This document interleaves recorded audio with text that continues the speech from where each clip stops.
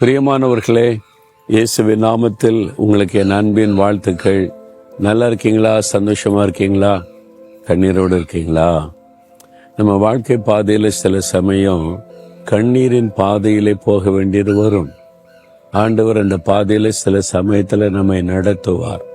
அது நமக்கு அவசியமாக கூட இருக்கும். ஒருவேளை குடும்பத்தில் இருக்க சில பிரச்சனை, நம்முடைய வாழ்க்கையில் இருக்க சில போராட்டம், யாருக்குமே சொல்ல முடியாத காரியம், கண்ணீரினால தேவனுக்கு தெரியப்படுத்துவோம். அப்படிதானே? நான் பார்த்துருக்கிறேன், சிலர் வருவாங்க, எதுக்காக ஜெபிக்கணுமா அப்படின்னு கேட்டா ஒண்ணுமே சொல்ல மாட்டாங்க. ஜெபம் பண்ணுங்கம்பாங்க. ஆனா முழங்கால் போட்டா அழுதுகிட்டே இருப்பாங்க. அந்த கண்ணீரின் மூலமாய் தன்னுடைய விண்ணப்பத்தை தேவனுக்கு தெரியப்படுத்துறாங்க. வெளியே சொல்ல முடியாத பிரச்சனை, கண்ணீர் மூலமா தான் அந்த பிரச்சனையை தேவனுக்கு தெரியப்படுத்த முடியும். அப்படிப்பட்ட பலரை என் ஊழிய பாதையில நான் பார்த்திருக்கிறேன். நீங்க கூட இன்றைக்கு அழுது கொண்டிருக்கிறீங்களா? ஒருவேளை மற்றவங்க முன்னால அழுதா அதுவே குற்றமாக்கிவிடும், அதையே பிரச்சனை ஆக்கிடுவாங்கன்னு சொல்லி இரவுல யாருக்கு தெரியாம தலையணையை கண்ணீரினால் நினைச்சுக்கிட்டு இருக்கிறீங்களா? உங்களுடைய கண்ணீருக்கு ஒரு பெரிய மதிப்பு உண்டு என்பதை மறந்துடாதுங்க. என்ன தெரியுமா? 56 சங்கீதம் 8 என் அலைச்சல்களை தேவரீர் எண்ணி இருக்கிறீர், என் கண்ணீரை உம்முடைய துருத்தியில் வையும், அவைகள் உம்முடைய கணக்கில் அல்லவோ இருக்கிறது. அதாவது பரலோகத்தில் ஆண்டவர் ஒரு துரித்து ஒரு பாட்டில் வைத்து நாம் அடிக்கிற கண்ணீரெல்லாம் அதில் சேகரித்து கொண்டே வருவதாக அவர் சொல்லுகிறார்.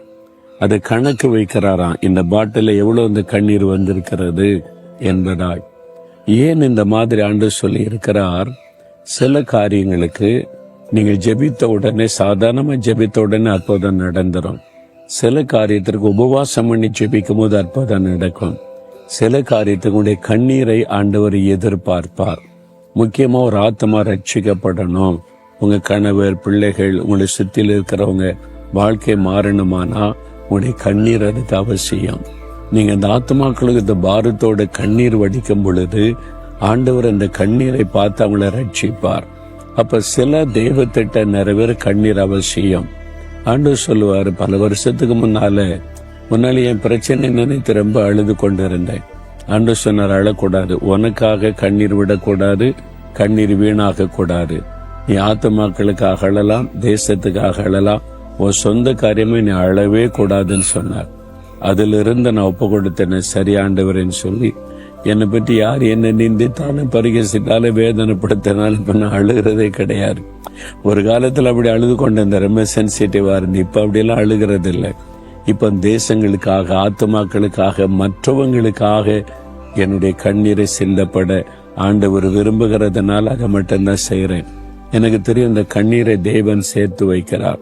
ஒரு கூட்டத்துக்கு போகும்போது, ஒரு தேசத்துக்கு போகும்போது, ஊழிய செய்ய போகும்போது ஆண்டவர் சொல்லுவார், நீ எவ்வளவு கண்ணீர் வடிக்கிறாயோ அந்த அளவு நான் ஆத்மாக்களை உனக்கு தருவேன், அந்த அளவு ஜனங்க மனம் திரும்புவாங்க, ரட்சிக்கப்படுவாங்கன்னு சொல்லி. அப்ப நான் கண்ணீர் வடித்து ஜெபிக்கிற வரைக்கும் ஜெபம் பண்ணி கொண்டே இருப்பேன். அந்த கண்ணீர் பூரணமாகும் போது தேவன் அங்கே பலமாய் கிரியை செய்வதை நான் பார்த்திருக்கிறேன். உங்க வாழ்க்கையில கூட ஏதோ ஒரு காரியத்துக்கு பதிலே வரமாட்டேங்குது, மாற்றமே வரமாட்டேங்குதுங்கன்னா உங்களுடைய கண்ணீர் அது விலையேற பெற்றது. அவருடைய பாதத்துல அந்நாள் தனியா உட்கார்ந்து படுக்கையில அழுது கொண்டிருந்தாள், ஒரு மாற்றமும் வரல. தேவ சமூகத்துல போய் மனம் கசந்து அழுத போது அந்த கண்ணீரை பார்த்த உடனே ஆண்டவர் இரக்கம் செய்தார்.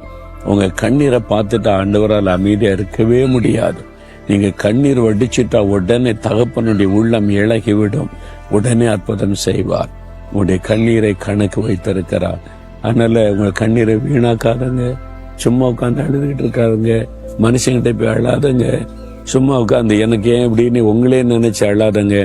இயேசுவின் பாதத்துல போங்க, அவர்கிட்ட உங்களுடைய கண்ணீரை சிந்துங்க. அப்பான்னு கூப்பிட்டு நான் யார்கிட்ட சொல்ல, உங்ககிட்ட தான் சொல்லுவேன்னு அழுதுருங்க. உங்க கண்ணீரை அவர் சேர்த்து வைத்து பதில் தருவார். சில காரியத்துல இந்த கண்ணீர் நிறைவாகணும், அது வரைக்கும் நீங்க தொடர்ந்து அழுது ஜெபிக்க வேண்டியது இருக்கும். இன்னைக்கு ஆண்டவர் சொல்றார், உன் கண்ணீரை நான் கணக்கு வைத்திருக்கிற மகளே, நான் கணக்கு வச்சிருக்கிற மகனே, பரலோகத்துல கண் முன்னாலதான் இருக்குது, நான் உனக்கு அற்புதம் செய்வேன். உன் கண்ணீர் ஆனந்த கண்ணீராய் மாறும். அன்னாளுடைய கண்ணீரை ஆனந்த கண்ணீராய் மாற்றினார்ல, தாவீது எல்லாவற்றையும் இழந்து அழுதார், பலனெல்லாம் போக மடைக்கும். இழந்து போனதெல்லாம் திரும்ப கொடுத்து மகிழ பண்ணார்ல, ஆண்டவர் உங்களுக்கு செய்வார். எசேக்கியா ராஜா அழுதார் வியாதி படுக்கையில, ஆண்டவர் சுகமாக்கிய 15 வருஷம் ஆயுசு நாளை கூட்டி கொடுத்து மகிழ பண்ணார்ல, உங்களுக்கு செய்வார். உன்னுடைய கண்ணீரை கணக்கு வைக்கிற தேவன்.